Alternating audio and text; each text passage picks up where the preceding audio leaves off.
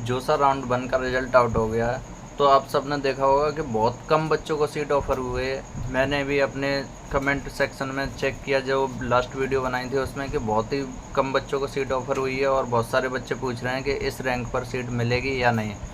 तो यानी कि रजिस्ट्रेशन में अप्रोक्स 2,20,000 बच्चे फॉर्म फिल करते हैं जोसा के रजिस्ट्रेशन में। आपको IIT, NIT, triple IT, GFTI जैसे कॉलेजेस में एडमिशन मिलता है। तो जोसा के थ्रू आपको सिर्फ 60 से 70 हज़ार यानी कि 30 से 35% सीट ऑफर 30 से 35% बच्चों को सीट ऑफर होती है। अदरवाइज उन बच्चों को सीट ऑफर नहीं होती, फिर जिनकी रैंक कम होती है। लेकिन कभी कभी क्या होता है, बहुत कम रैंक पर भी बच्चों को अच्छा कॉलेज मिल जाता है, और जबकि बहुत अच्छी रैंक वाले बच्चों को भी कॉलेज नहीं मिलता। वो केस तब होता है या तो होम स्टेट कोटा से मिल जाता है, कभी कभी प्रेफरेंस गलत फिल कर दो तब हो जाता है।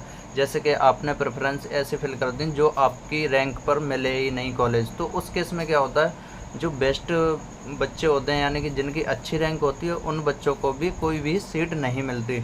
तो जो ये आप डाटा देख पा रहे होंगे, ये फर्स्ट राउंड का है, और इसमें कितना रिलैक्सेशन हो सकता है तो एग्जैक्ट ये डाटा है जिस फर्स्ट राउंड का क्लोजिंग रैंक का। तो मैंने लोअर आईआईटीज लिए हैं, 4-5 आईआईटीज, 4-5 एनआईटीज और अदर ट्रिपल आईटी, जीएफटीआई।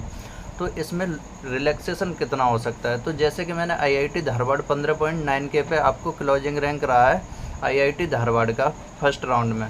तो इसका जो रिलैक्सेशन है आपका 5 से 15% के बीच रिलैक्सेशन जाने वाला है। यानी कि अगर आप बात करो तो 1,000 से यानी कि 2,500 तक इसमें ऐड कर दो रैंक, तो इतने रैंक तक ओपन से, ये सारी ओपन के लिए मैंने देखा है डाटा। तो आप कैटेगरी का आप देख सकते हो।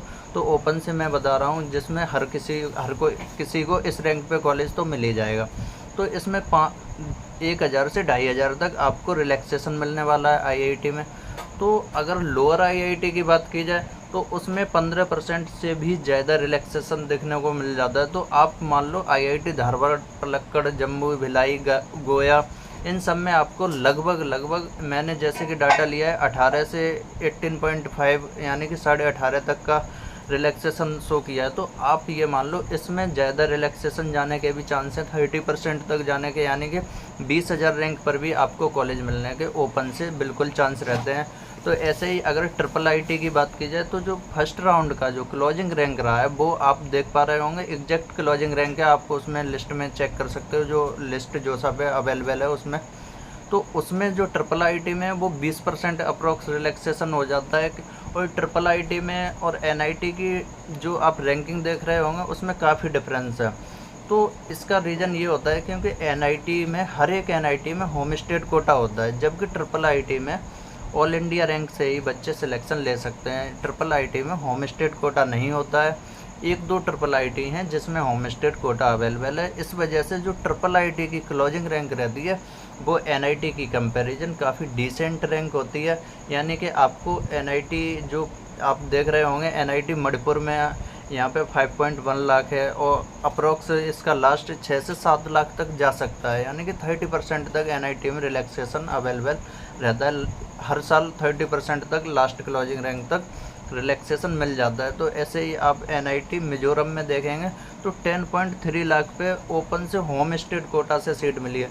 तो ट्रिपल आईटी के लिए आपको अच्छी रैंक चाहिए। वहीं एनआईटी अगर आपका होम स्टेट लग रहा है, और जो लोअर एनआईटीज हैं यानी कि न्यूअर एनआईटी और लोअर एनआईटी बोल सकते हैं, उसमें होम स्टेट कोटा लग रहा है, तो आपको अच्छी रैंक यानी कि लोअर रैंक पे भी बहुत अच्छी ब्रांच मिलने की पॉसिबिलिटी रहती है।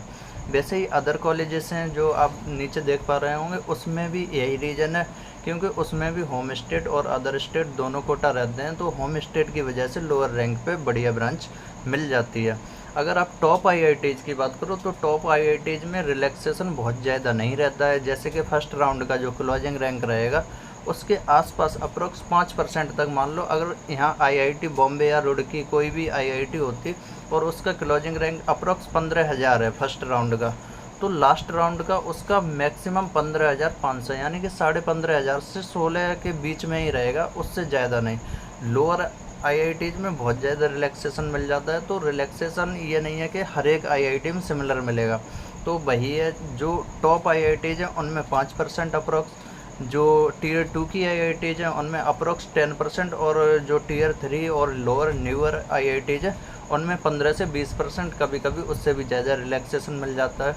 तो जिन बच्चों को सीट मिल गई है उनके लिए तो काफ़ी अच्छा है, और अच्छे से डॉक्यूमेंट फिल करना है, उन्हें ऐसे ऐप वगैरह पे करना है जिससे कि आप सीट कैंसिल नहीं होगी। अगर आप ऐसे ऐप पे नहीं कर रहे हो ये सोच के कि मेरी सीट चेंज होगी तब मैं करूँगा, तो आपकी सीट ये कैंसिल हो जाएगी, और हो सकता है जोसा के रजिस्ट्रेशन से भी आपको बाहर कर दिया जाए।